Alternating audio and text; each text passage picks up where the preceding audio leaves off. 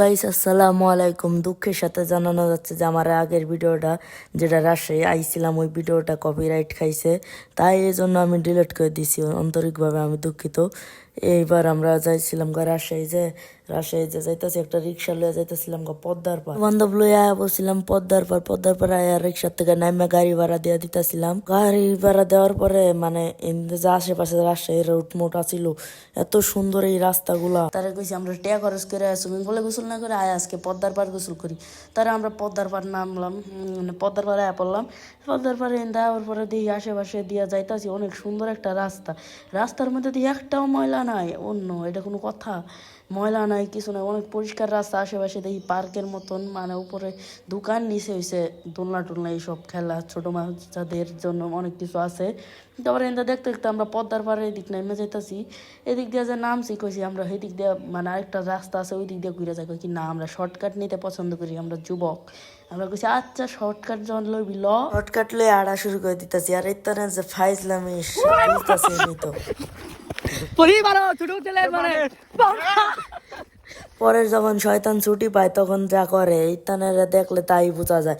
আর আমরা যে আইসি পদ্মার পর তো আমি আরো আরো স্বামী বন্ধু 2-3 জন আমরা যা আসলাম সব লাফায় নামে গেছি, আর 2টা নামতে পারে নাই। তারপর আবার গেছি তারা ঘুরে আয়, তারা কইছে আচ্ছা আমরা ঘুরে যাইতাছি।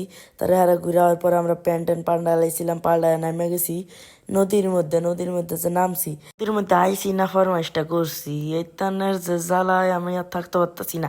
কইছি বেটা এত শয়তানি করিস না। তারা কই আমরা ঘুরতে আইসি, এখন যদি এনজয় না করি তাই কখনো হয়। আমি কইছি আচ্ছা তাহলে এনজয় করি।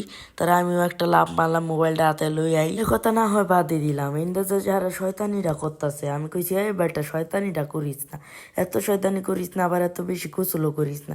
এত বেশি গোসল করলে পরে গাঙ্গর অসুখ টসুখ হয়ে গেলে ঈদের পরে আমাদের আমি যে পাবনা আইসি বেড়াইটাই মাটি হয়ে যাবো। তারপরে কইছি এত দুষ্টামি করিস না তোরা।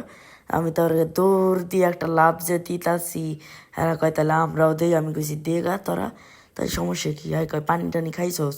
আমি কইছি না বেড়া আমি পানি খামুখে। জীবনে একটাই অপূর্ণ জিনিস আছে যেটা আমি সাঁতার পারি না। আমি এত বড় হইলাম কোনো সময় সাঁতারও পারি না, সাঁতারও শিকার সুযোগ পাই না। তারা হেরা করতেছে শয়তানি। আমি কইছি যা তোরা হেরা উঠতে গেল গোসল করে। তারা আমি একটু পরে উঠতেছি, তার 2টা ডুব দিয়ে আমি উঠতে যাইতাছি গা।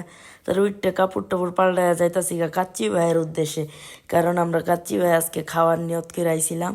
তারপরে কাচ্চি ভাই যাবো যখন একটা আওয়ার সময় দেখি পদ্মা পাড়ের সাথে একটা সুন্দর পার্কের মতোই নাকি গোল চত্বর এরকম একটা জায়গা, সাথে ঈদগাহ মাঠ ছিল।